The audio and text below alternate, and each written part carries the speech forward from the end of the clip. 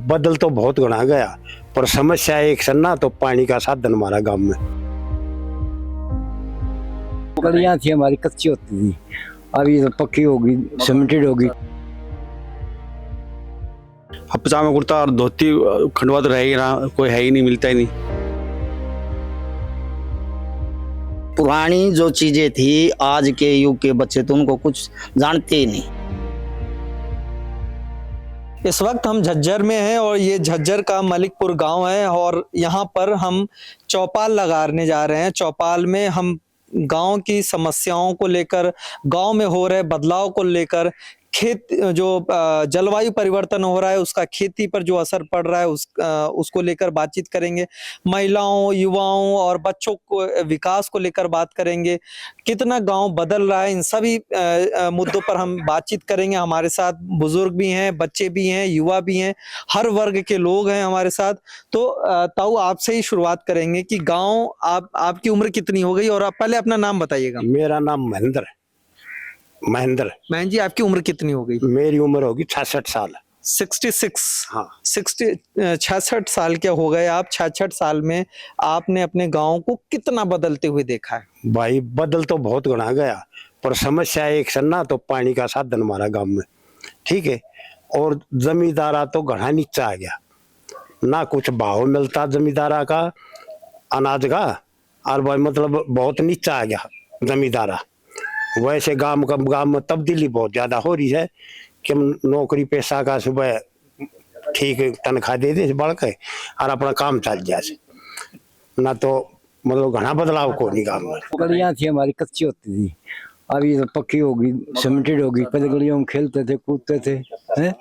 पहले तो तालाब होते थे, नहाते थे, धोते थे। अभी तालाबों को नहाता न, कच्चे तालाब होते थे, खूब नहाते धोते थे उसी में, और बड़ों की इज्जत करते थे। आज को बड़ों की इज्जत को जानता ही नहीं है। जलवायु परिवर्तन पूरी दुनिया में एक बहुत बड़ा विषय है।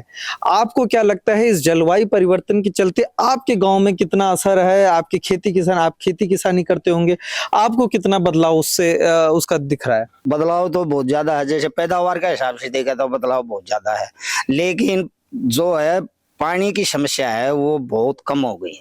क्योंकि पहले में तो बरानी हो जाती, अब बरानी खेती नहीं होती है, तो ये जो जलवायु का जो है प्रभाव बहुत ज्यादा पड़ रहा है। खेती किसानी की बात होगी, संस्कृति में कितना बदलाव आपको लग रहा है? तो कल्चरल जो चेंजेस हैं वो कितना आप देख रहे हैं गाँवों में? बहुत अधिक हो गया अब तो। अब पजामा कुर्ता और धोती खंडवा तो रह ही रहा, कोई है ही नहीं, मिलता ही नहीं। अब पजामा कुर्ते से पैंट शर्ट पे आ गए, तो चेंजिंग तो आ ही रहा है। बोली में भी अंतर प्रभाव पड़ेगा, क्योंकि लगभग बच्चे पढ़ते जा रहे हैं, तो पहले कम पढ़ा करते, अब लगभग सभी बच्चे पढ़ते हैं, तो हिंदी में तो और इंग्लिश में फर्क अब तो आ ही रहा है। अच्छा, जो पुरानी अपनी संस्कृति थी, सभ्यता थी, वो किस तरीके से मतलब लोग भूलते जा रहे हैं, उसको कैसे वापस लाया जा सकता है? जो इस चीज के बारे में आप बोल रहे हैं, जैसे हमारे बूढ़े बुजुर्ग आदमी थे वो इस चीज से हमारे अभ्यास दिवाया करते, वो अभी रहे नहीं। तो अब जो कल्चर उस हिसाब किताब से जो बोली का है वो हिसाब किताब काट के, जो हमारे बच्चे हैं ये प्राइवेट स्कूलों में जाते हैं, वो बोली तो सिखाते नहीं, सब इंग्लिश में बात चलती है, और वो बोलने की सुविधा ज्यादा, बैठने उठने की सुविधा ज्यादा देते हैं। जैसे आपने पहनावा की बात करी, जो हमारे बुजुर्ग थे, ये भी आज के बच्चों ने नहीं है ना जान धोती कुर्ता होता क्या। पहले में जो गाड़ी होया करती, गाड़ी आम आदमी नहीं है ना जान, जुआ की तो था, उड़ार कहाँ है, अब इसके नाड़े किधर बनते हैं, सलम किधर गलती है, वो सब भूल गए। अब तो जो पुरानी जो चीजें थी आज के युग के बच्चे तो उनको कुछ जानते ही नहीं, क्यों बताने वाले ही नहीं रहे। हम अपनी संस्कृति और सभ्यता को वापस कैसे हासिल कर सकते हैं? ये तो वापस क्यों करे भी ना हो यार, क्यों पढ़ी लिखी दुनिया होगी, कल्चर खत्म होता जा है, बालक अपना मन की करे हैं, बुढ़ा द्वारा कोई बैठे नहीं, तो ये वापस नहीं आ सकती, क्यों करे भी वापस नहीं आ सकती। क्या बदलाव देख रहे हैं आप? बदलाव प्रकृति किसी की बस की नहीं, अपना मर्जी से करेगा ये तो ठीक है। बेरोजगारी है सबसे बड़ा मुद्दा, तो बेरोजगारी खत्म हो जाएगी तो कल्चर आप बदली हो जाएगा। क्या नाम है बच्चे? हर्ष। हर्ष, किस क्लास में हो? 10th diamond. 10th में? 10th में हो आप? लग नहीं रहा है 10th में हो आप, हैं?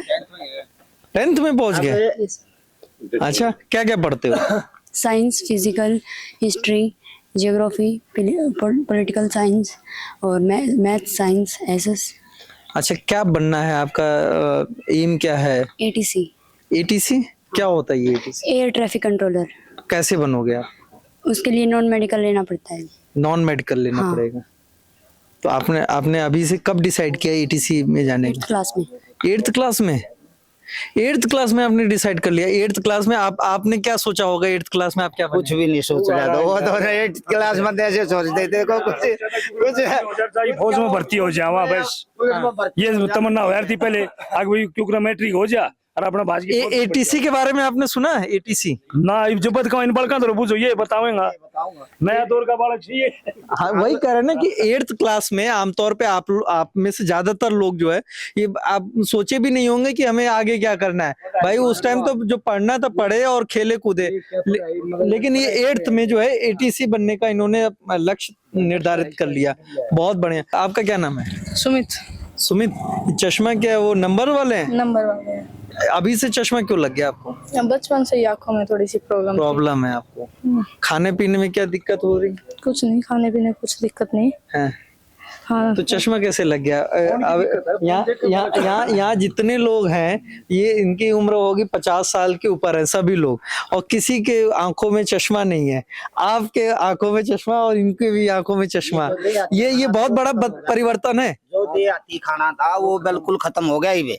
पहले हम दही, दूध, घी, बाजरे, खिचड़ी, राबड़ी जो चीज थी अंगा खड़ा पिछली वो सब ही खत्म हो गई। प्रकृति की मेहरबानी है या आपकी भी मेहरबानी? मोबाइल बहुत ज्यादा देखते हो आप लोग? हाँ ये तो है ही। हैं? वैसे भी बचपन से थोड़ी आंखों में दिक्कत थी। हाँ, कोई नहीं, वो तो ठीक है, मेडिकली प्रॉब्लम है, कोई नहीं। लेकिन मोबाइल जो है, मोबाइल का यूज कम करना है, तभी आप फिट रहोगे। अच्छा, आप किस क्लास में हो? 10th में आप भी हो? लग नहीं रहे दोनों लोग यार 10th में आप लोग। खान में बहुत परिवर्तन हो रहा है देहात में। अच्छा, क्या आपको क्या बनना है? इनको तो एटीसी। NDA officer. आपको एनडीए ऑफिसर, मतलब डिफेंस में आपको जाना है? ओके, तो अभी से आपने प्रिपरेशन कर ली? हाँ, एक्स्ट्रा कोचिंग बुक्स प्रिपरेशन है स्टार्ट। स्कूल में भी मतलब एक्स्ट्रा कोचिंग के साथ एनडीए की कोचिंग 9th से स्टार्ट हो गई थी।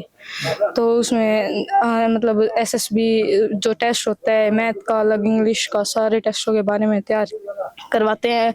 मंथ के साथ टेस्ट सीरीज होती हैं। यही गांव की क्या अच्छाई है आप लोगों को बताना चाहोगे? जो शहर में बच्चे रहते हैं उनको बताओगे कि यार ये गांव में ये है, हमारे मजा आ जाता है। शहर में तो कोई बाहर निकलता नहीं, गांव में तो अब जाएंगे थोड़ी देर में, मतलब क्लासों के बीच में जब गैप मिलता है तो अब जैसे पार्क में जाएंगे, बैट बॉल खेल लेंगे, कहीं गिल्ली डंडा, कहीं कुछ, कहीं और गेम जैसे दौड़। हाँ, शाम सुबह घूमने जाते हैं। और शहर में कोई नहीं, वैसे भी और शहर में तो सारे कहीं पोल्यूशन है, गाँव में इतना पोल्यूशन भी नहीं है। आपका क्या नाम है? मैन पात। मैन, ये बताइए कि आप गांव की, हमने अभी बदलाव उदाहरण भी देख लिए, बच्चों के आंखों में चश्मा देख लिया और बुजुर्ग अभी भी बेहतरीन तरीके से वो देख रहे हैं। आपको क्या लगता है कि गांव में ये जो बदलाव हो रहे हैं, कुछ तो पॉजिटिव बदलाव हैं, विकास हो रहा है, सड़कें बन रही हैं, स्कूल कॉलेजेस बन रहे हैं, अस्पताल बन रहे हैं, एक तो ये पॉजिटिव बदलाव हो गया। नेगेटिव बदलाव में आप क्या क्या देखते हैं? ये साहब जी सारी बुराई है। ये जब भी हम कोई बीज बोते हैं पहले दवाई चलती है, मतलब इन दवाइयों को क्या बोलोगे, छिड़काव करना, निराजर कीटनाशक ये इतना ज्यादा हो गया। अंकुर डालते हैं तब से लेके आखिर तक कीटनाशक चलता है। इसमें अनाज में तो कुछ रहा ही नहीं। ये चश्मा इसलिए चढ़ गए क्योंकि अनाज में दम नहीं है। हम किसान हैं, हमने तो कम से कम 1 या 2 बीघा अपने घर के लिए तो बिना मतलब जैसे गोबर की खाद होगी इसका उपयोग करके शुद्ध अनाज पकाना चाहिए, जो कि हमारा तो स्वास्थ्य ठीक रहे। आज हर बच्चा है, हर बूढ़ा बीमार है, हर मतलब आदमी में कमियां है। वो कैंसर है या फिलहाल 5-10% है, आगे ये महामारी हो जाएगी, हर आदमी का हो गया अगर इसी तरह ये खाद मिट्टी चलती रही। जो ऑर्गेनिक गेहूं पैदा करता है उसके 6,000 रुपए किलो गेहूं घर में रुकते नहीं, बिक जाते हैं। और मैं भी लग रहा हूँ इसी काम में, मतलब काफी जागरूकता आ रखी है, लगभग 30% मान के चलो। हर जगह 2-4 किसान ऐसे बैठे हैं हर गाँव में जो ऑर्गेनिक पैदा कर रहे हैं। जो गांव को छोड़कर पलायन कर रहे हैं, शहर का मॉडल अपना रखा है, वो गांव से भी अच्छी शुरुआत कर सकते हैं। मेरा यकीन मान के चलिए कुछ साल बाद ही ऐसा दौर चालू होगा कि शहर से लोग भाग भाग कर गाँव में अपनी जान बचाते फिरेंगे। वो तो अभी से शुरू हो गया। क्योंकि जो है ये मॉडल ज्यादा दिन चलना नहीं है। जो किसान उगाता है उसी पर पूरा देश चलता है, उसी अन्न को खाकर हम जो है कोई काम करते हैं, उसी से ऊर्जा मिलती है। तो मैं सभी को कहना चाहूँगा, मैं अपने मलिकपुर गांव से ही अपना व्यवसाय मैंने चला रखा है। बहुत बेहतरीन मुद्दा आपने लास्ट में उठाया है कि रोजगार को लेकर एक समस्या, और पूरे देश भर में लोग हल्ला मचाते हैं कि रोजगार नहीं है, रोजगार नहीं है, रोजगार नहीं है। भाई साहब ने बहुत ही अच्छे तरीके से बताया कि कैसे आप अपने गांव में रहते हुए आप जो खेती किसानी कर रहे हैं उसी के माध्यम से आप कैसे खुद भी बेहतरीन आय का स्रोत जनरेट कर सकते हैं और अपने साथ साथ गांव के और भी युवाओं को रोजगार भी दे सकते हैं। ऐसे ही ग्राउंड रिपोर्ट्स और डिबेट देखने के लिए गांव जंक्शन को सब्सक्राइब करना मत भूलें। गांव जंक्शन के लिए हिमांशु मिश्र।